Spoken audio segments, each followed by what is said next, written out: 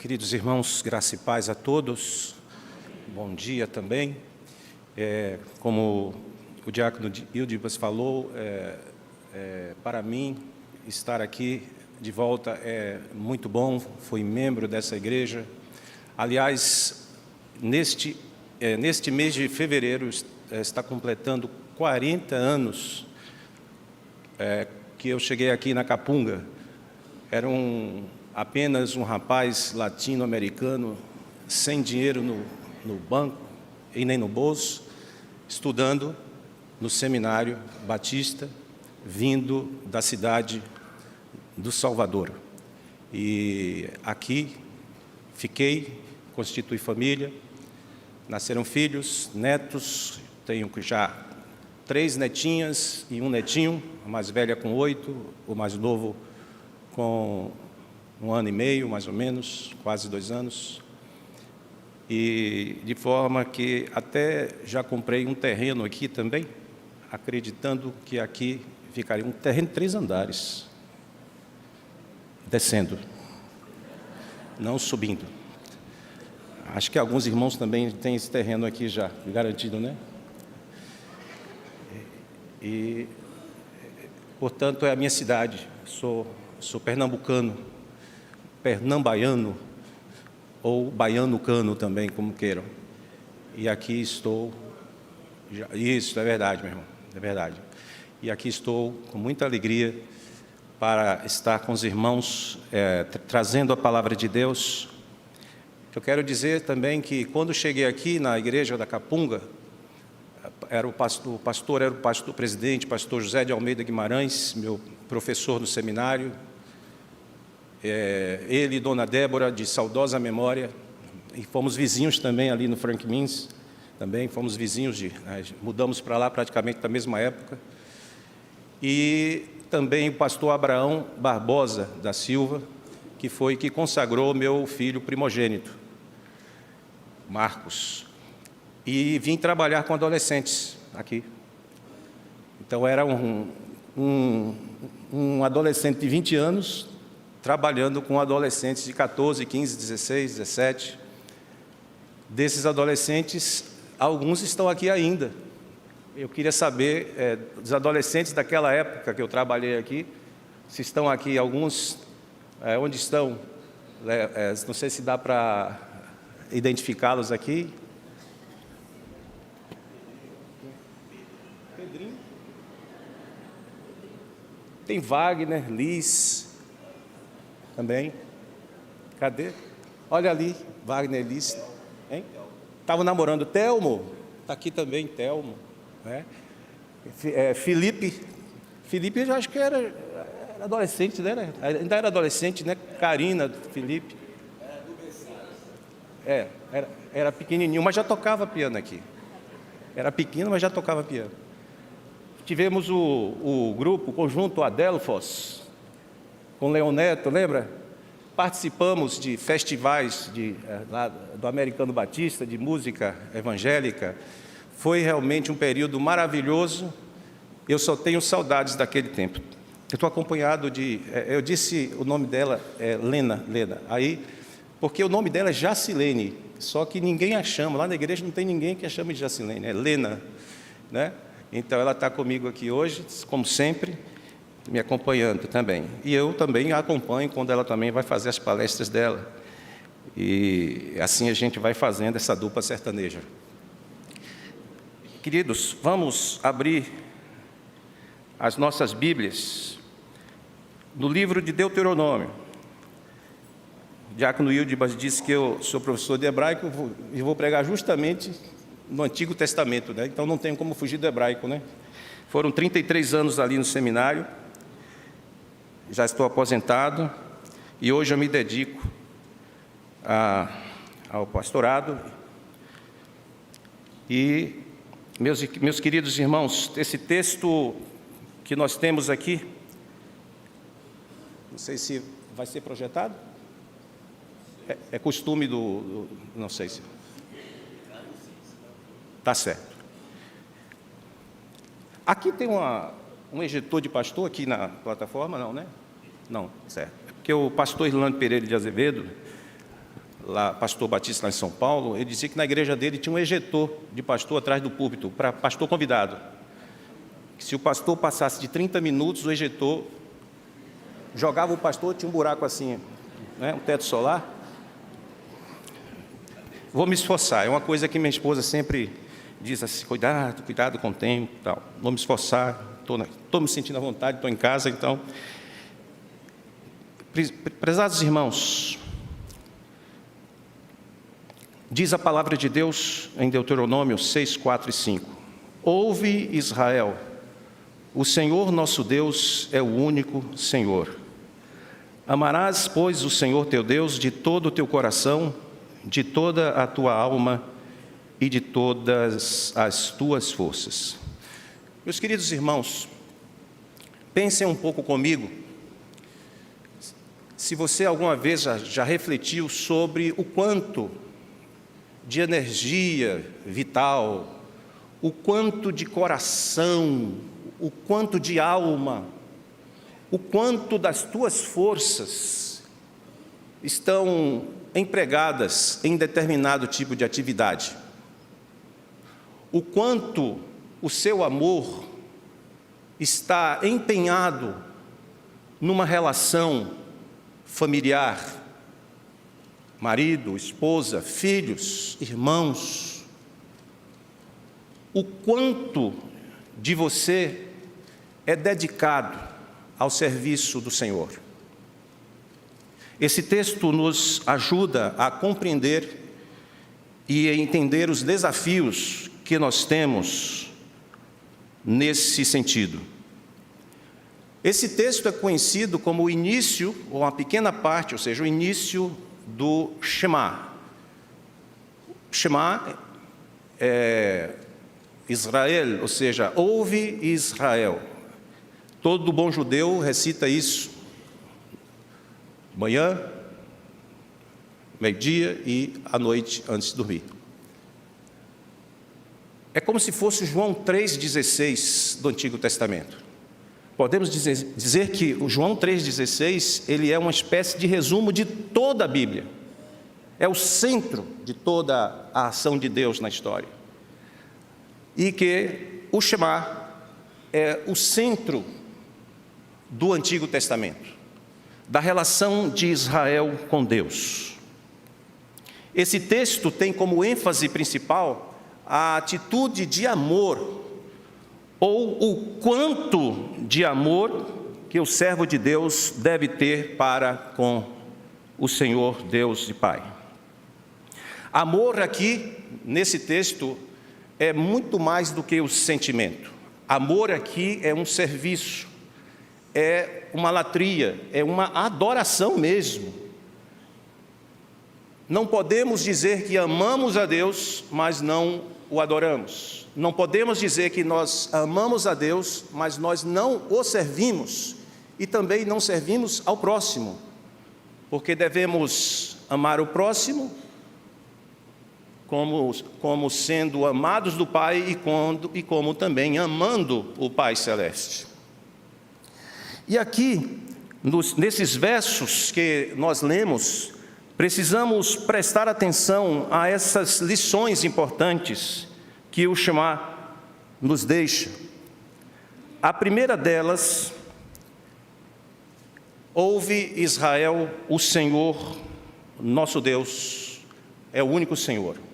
Ou mais propriamente, no hebraico, ouve Israel, o Senhor, nosso Deus, é um só. Um só não no sentido cardinal, ou seja, número 1 cardinal, mas também único, ou seja, não só em essência, mas também em termos de distante de qualquer outro tipo de adoração que possa ser feita no mundo dos homens. É o único que é digno de receber toda a honra e toda a glória. Por isso, a tradução por único, embora no original esteja um só. Nesse sentido, esse amor que nós dedicamos ao Senhor, ele tem também que passar por um exame teológico aqui. Porque muitas pessoas, quando leem esse texto, então pensam que a unidade ou a unicidade de Deus não daria espaço para a doutrina da Trindade. E não é bem assim. Nós não podemos ler a Bíblia como quem faz ciências exatas. A Bíblia está cheia de passagens que mostram que a nossa relação com Deus e o amor de Deus lá desde a eternidade por nós é um mistério. A doutrina da graça é um mistério. Uma doutrina que muitas vezes deixa pessoas que não entendem esse mistério chocadas. Como é que um Deus, ele abre mão de fazer justiça sobre um povo ímpio, como foi o povo lá de Nínive? Como é que um Deus abre mão de fazer justiça por um povo que peca, um povo que nasceu no pecado, entregando seu filho na cruz do Calvário por amor, para que, por meio da graça, da sua misericórdia, porque Ele é justiça também e é misericórdia também, salvar a humanidade. Um Deus que faz como aquele pastor que deixou as 99 no aprisco e foi buscar a ovelha perdida. Um Deus que bate a porta, dizendo que se alguém ouvir a sua voz, abrir a porta para ele entrar, ele ceará com ele. Ou seja, ele não leva em conta a pena que o pecador teria que pagar quando o assunto é salvar a humanidade, mas estende esta graça, não meritória, portanto, para que a pessoa, movido por esse tão grande amor, abra a sua porta. Abra a porta do coração pela fé e receba-o. Não podemos, portanto, muitas vezes aceitar a doutrina da graça por meio da filosofia, porque ela é chocante.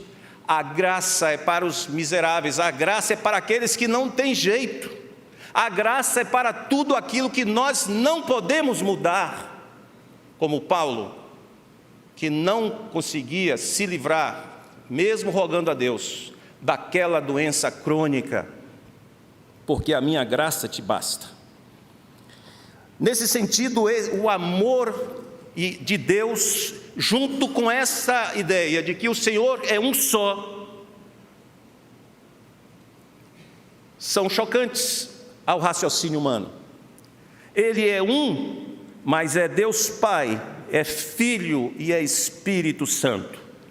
O apóstolo Paulo, lá em Efésios capítulo 4, versos 4 a 6, diz que há um só corpo e um só Espírito, como também fostes chamados em uma só esperança da vossa vocação. Percebam, um só Senhor, uma só fé, um só batismo, um só Deus e Pai de todos, o qual é sobre todos e por todos e em todos vós. Um só Deus e Pai, um só Espírito. Mais adiante, um só Senhor, Deus, Pai, Espírito e Filho. Esse Senhor é o Filho. Veja o que Paulo fala em 1 Coríntios 8, 6. Ele está aqui resgatando o Shema.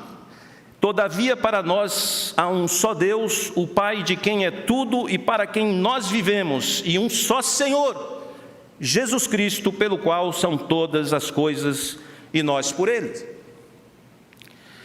Ou seja, aqui Paulo fala o termo atribuído a Deus no Shema, que é Senhor, Adonai. Paulo no grego, Kyrios, ele atribui a Jesus Cristo. Parece que a ideia da unicidade de Deus, ela ganha contornos de que Deus é Pai, de que Deus é Filho, Deus é Espírito. Jesus disse: eu sou o caminho, a verdade e a vida. Ninguém vem ao Pai, ou seja, ninguém vem, ninguém vai, ninguém vem ao Pai a não ser por mim. E por fim, aquele texto que no meu entendimento é o texto que Tramontina, já viu a faca da Tramontina, né? O barulhinho que ela faz. Quando Paulo, em Romanos 8, versos 8 e 9, diz: portanto, os que estão na carne não podem agradar a Deus. Vós, porém, não estáis na carne, mas no Espírito. Agora percebam, se é que o Espírito de Deus, vejam, o Espírito de Deus habita em vós. Mas se alguém não tem o Espírito de Cristo, esse tal não é dele. Aqui não há diferença entre o Espírito de Deus e o Espírito de Cristo habitando ou não habitando na pessoa. Os que estão na carne não podem agradar a Deus, mas no Espírito agradamos a Deus. O Espírito de Deus habita em vós. Será que ele habita? Essa é a pergunta de Paulo. Porque se alguém não tem o Espírito de Cristo, não é dele. Dá para perceber, irmãos? O que eu falei aqui, chamando de texto Tramontina, ele corta de uma só vez qualquer pretensão de esvaziarmos a doutrina da Trindade. Um só. E não é 1 mais 1 mais 1 igual a 3. Não é ciência exata. É um mistério. Se você perguntar para mim, me explique racionalmente se Cristo era homem ou era Deus. E eu vou dizer, ele era homem e era Deus. Ele era 50% homem, 50% Deus? Diz, não, 100% homem, 100% Deus. Essa conta não fecha. Me diga aí se a Bíblia é a palavra de Deus ou é a palavra do homem. Ela é palavra de Deus, mas tem palavra do homem também. Onde é que estão lá os estilos, os gêneros literários da Bíblia que nós estudamos? Onde é que está o pedido de Paulo para dizer assim: olha, quando você vier para cá, traga também os meus pergaminhos que eu deixei em Trode? Não bate, mas sim pelo mistério, pela fé. Nós temos um único Deus e Pai e Senhor Salvador Jesus Cristo, cujo Espírito está aqui, neste lugar, e habita dentro de vocês. Mas, irmãos, o Shema nos ensina como devemos amar ao nosso Senhor Deus. A relação, portanto, que nós temos agora é de um amor que é posto em prática. E o que eu acho mais interessante aqui, no verso 5, é a palavra todo. Todo coração, toda a alma e todas as tuas forças. Essa palavra aqui nos chama para a inteireza. Ela nos chama para a plenitude, para uma dedicação, conforme tivemos hoje aqui, dedicação de vidas e bens. Essa palavra quer dizer que o nosso amor por Deus, ou a Deus, não pode ser meia boca.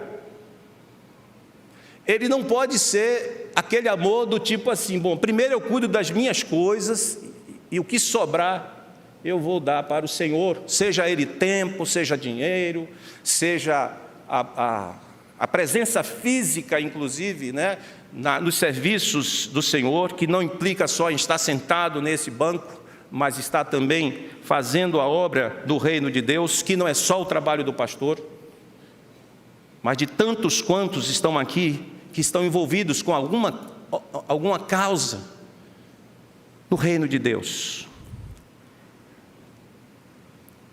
Esse amor exige entrega. Amor que não tem entrega não é amor.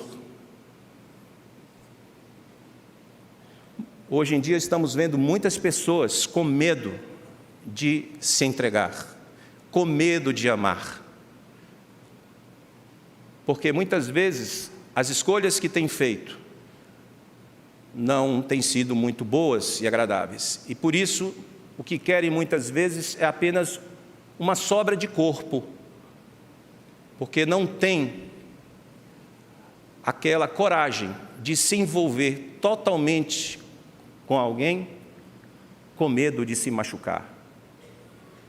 A nossa relação com Deus não pode ser assim.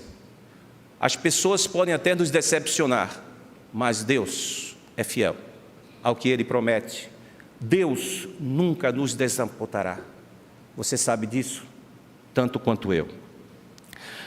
O que devemos, portanto, como devemos amar a Deus? E aqui tem 3 coisas. A primeira delas, ele diz: amarás ao Senhor teu Deus de todo o teu coração. E aqui agora nós vamos para o hebraico, viu? Não tem como fugir não, meu irmão. É uma doença que está em mim, que eu tenho que olhar lá na Bíblia, não tem como. Tem que buscar, porque muitas palavras que nós temos na tradução, elas nem sempre conseguem passar todo o sentido. E vocês vão perceber isso. A palavra lev, L-E-V, coração. Nós temos que amar ao Senhor de todo o nosso coração. Quando nós vemos essa palavra na Bíblia, ela expressa pelo menos 3 sentidos básicos. Um deles tem a ver com algum tipo de emoção.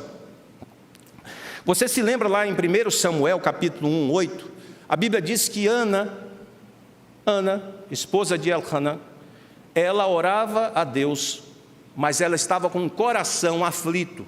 O coração de Ana estava angustiado, porque ela era infértil. Ela queria ter um filho, mas não conseguia. Nós temos também a ideia de coração na Bíblia como sendo a sede dos pensamentos e também da vontade. Essa é a que mais prevalece, até muito mais do que essa ideia emocional. A palavra de Deus nos diz, nos Salmos 119, verso 11, escondi o quê? A tua palavra no meu coração, para eu não pecar contra ti. No coração, aqui. Coração, o órgão mais oculto no corpo da pessoa. Aquele que está mais escondido e protegido por essa caixa aqui torácica. Oculto também os nossos pensamentos. Ocultos também os nossos pensamentos. Muitas vezes, ninguém está sabendo o que a gente está pensando, a não ser um. Onisciente. É por isso que nós estimulamos as pessoas, desde cedo, as crianças, a memorizarem textos bíblicos. Porque na hora da tentação, que a nossa mente está cativa ao Senhor, e a palavra de Deus vem, nos dá força, suprimento. A palavra de Deus deve estar guardada, portanto, em nosso pensamento, em nossa mente, em nossa inteligência, em nosso discernimento. Mas também, o coração é sede da vontade do homem. Por isso, o profeta Ezequiel diz lá no capítulo 36, que um dia o Senhor vai tirar o coração de pedra e colocar o coração de carne no ser humano, ou seja, um coração endurecido será dissolvido. Nós sabemos por quem? Pelo poder do Espírito Santo de Deus, que convence o mundo do pecado, da justiça e do juízo, será dissolvido para que a pessoa tenha uma disposição, uma vontade dócil, maleável para obedecer. Esse é o primeiro assunto. Ou seja, nós temos que amar a Deus, servir a Deus com todas as nossas emoções, com toda a nossa inteligência e com toda a nossa vontade. Você se sente assim? Aquele desejo de vir de manhã cedo para a EBD, todo domingo, diz assim, vou para a EBD. A EBD, Diácono Ildibas, foi na minha vida fator de conversão. Eu não me converti assim no culto, levantando a mão. Aos 10 anos de idade, eu deixei de ser coroinha para estudar a Bíblia na escola bíblica dominical.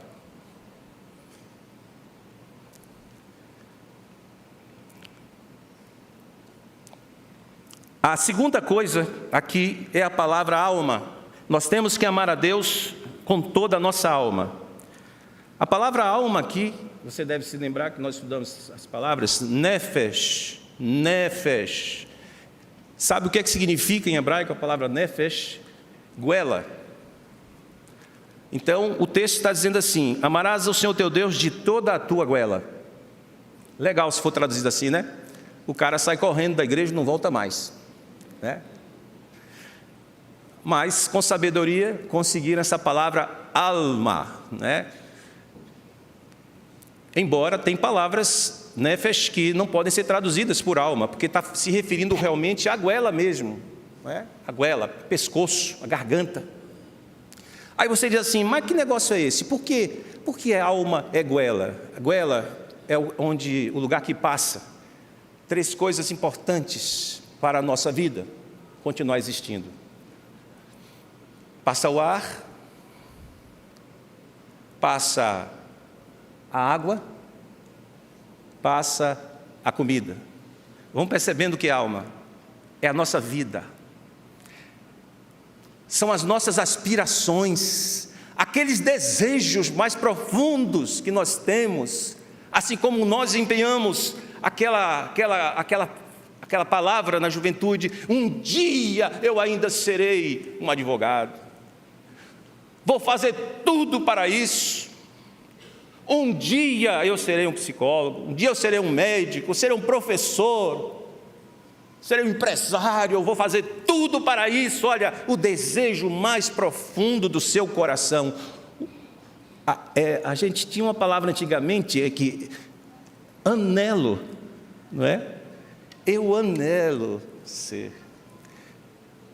Salmo 42 diz assim: assim como o cervo, o antílope, a corça, anseia por correntes de águas, assim por ti, ó Deus, suspira a minha goela. A minha goela tem sede de Deus. Quando verei e entrarei na presença do Senhor? Quem pega o programa da TV Animal, do National Geographic, vê aqueles antílopes todos os anos dirigindo ali do Serengeti, somente caminhando quilômetros e quilômetros para beber água. Como aquele antílope deseja da sua goela seca, deseja dessa água, assim nós temos que amar a Deus com todos os nossos anseios, com aquele sentimento de que eu tenho sede de Deus, eu quero mais de Deus, mais de Ti, Senhor, eu quero ter. Cantamos isso.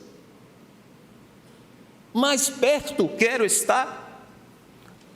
E não é só na hora da morte não, viu, irmãos? Esse hino é na hora da morte, né? Mais perto eu quero estar aqui, como testemunha de Deus. Onde é que nós estamos colocando a nossa vontade e desejo? Para onde estão indo esses anseios? É a alma humana, as grandes aspirações, aquele sentimento de falta que existe na gente, que a gente não sabe explicar o que é, mas que muitas vezes tenta colocar tanta coisa nesse lugar. Fazemos um curso, formamos, mas ainda não estamos felizes. Conseguimos o nosso primeiro emprego e podemos crescer nessa atividade, mas isso ainda não nos traz felicidade. Compramos o nosso primeiro apartamento, fazemos festa, ficamos felizes, mas é só por um tempo, porque aquilo não vai preencher. Casamos, temos um filho, quanta festa para a família, mas a nossa alma ainda busca alguma coisa. O que é que tua alma busca? Como é que você empenha o seu desejo, os desejos da sua vida e fora, em relação ao desejo de estar mais próximo de Deus? Para Søren Kierkegaard, um filósofo existencialista cristão, existe um buraco no coração, na alma do ser humano, que é do tamanho de Deus, esse buraco. E só Deus cabe dentro dele. O que é do tamanho de Deus? Tudo que você botar vai ser pequeno e não vai ter a verdadeira paz e felicidade. Agostinho, conhecido, Santo Agostinho, Agostinho de Hipona, século IV, ele disse: Senhor, Tu nos fizeste para Ti mesmo, e o nosso coração não ficará tranquilo enquanto não descansar em Ti. Por fim, irmãos, nós somos chamados para amar a Deus, a servi-lo, a adorá-lo, com todas as nossas forças, não é isso? Todas as nossas forças. Qual é a palavrinha aqui no hebraico? A palavra é meod. Meod, qual é a tradução dela? Muito, bastante. Ou seja, devemos amar a Deus com todo o nosso muito, com todo o nosso bastante. Ele está falando aqui de forças, de recursos. Esses recursos podem ser recursos físicos, materiais.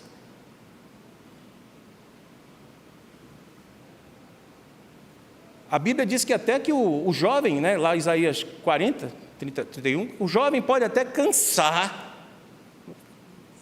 vai cansar, mas aqueles que confiam no Senhor, os que esperam no Senhor,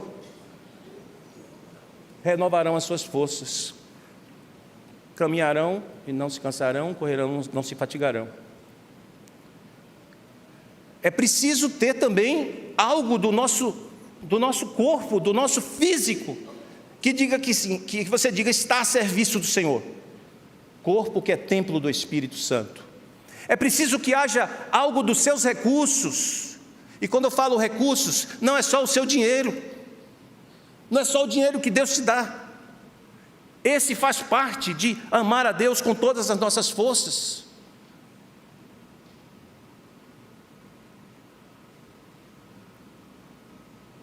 Mas também aquilo onde você é bom.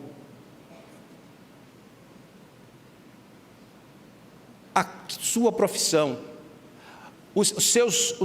as suas aptidões, dons, habilidades. Como você coloca isso a serviço do Senhor?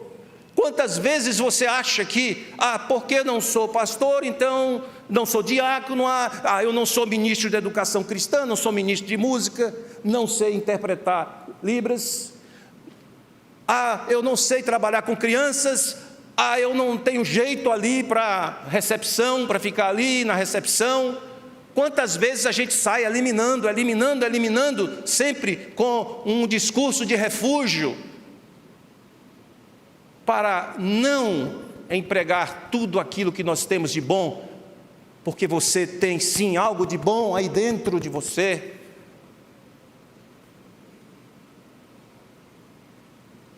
O Senhor nos chama para entregar todo o nosso meod ao seu serviço, o nosso muito, o nosso bastante.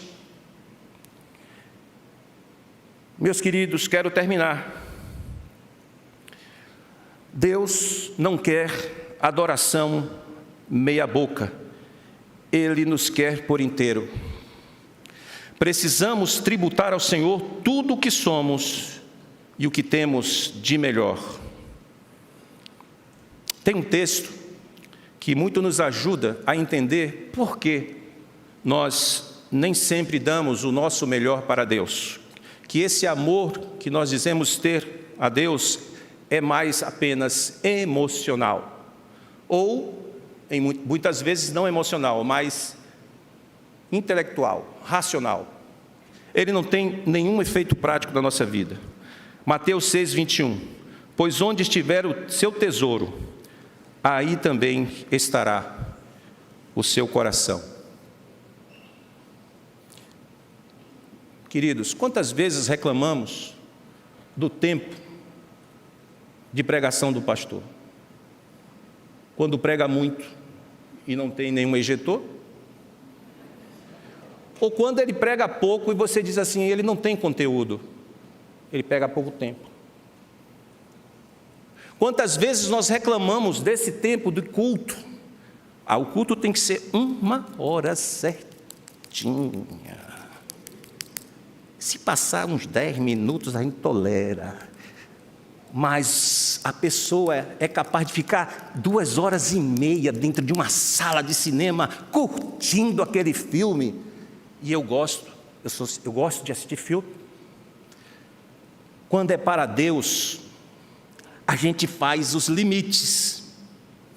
Conheço uma pessoa que estava reclamando o horário do culto da noite.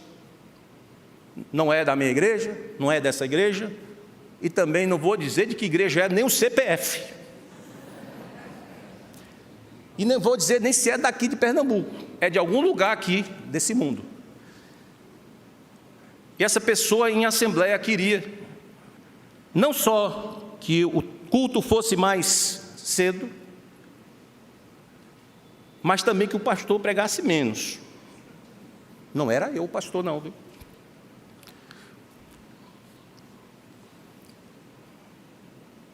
Motivação, não se diz na hora, né? A motivação é atribuída à assembleia. Mas quando você conhece a pessoa, quando você começa a conversar com a pessoa, descobre que a pessoa queria chegar mais cedo por causa do Fantástico.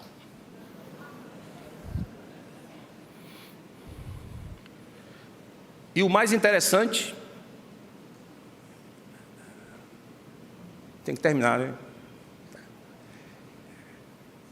É que essa queixa às vezes da pessoa que tem de acordar cedo para a minha escola dominical, não é assim? À noite também, porque a gente já mais cedo em casa, eu também quero. O culto da igreja lá é 18 horas, culto lá de Jaqueira. A pessoa é capaz de reclamar disso e é capaz de pegar essas sessões de madrugada que tem no cinema. Acho que é no shopping, né? Corujão? Pega, vai, mas reclama. Quanto de nosso coração, quanto de nossa... Veja, está tudo bem, não estou condenando essas coisas, eu estou dizendo assim, qual é o lugar de Deus na sua vida? Onde estiver o seu coração, não é? Desculpe, onde estiver o seu tesouro, ali estará o seu coração. É pecado fazer essas coisas que eu citei aqui? Não. Vá ao seu corujão, assistir o seu Fantástico, sem problema nenhum. Mas a gente sabe o lugar que Deus ocupa através disso. Por isso, querido, não seja meia boca, coloque o amor de Deus no seu coração, na sua alma, nas suas forças e recursos para empenhá-lo na adoração ao Senhor. Que Deus assim nos abençoe, em nome de Jesus. Amém. Passou de meia hora? Passou de meia hora? É porque não tem o ejetor aqui, aí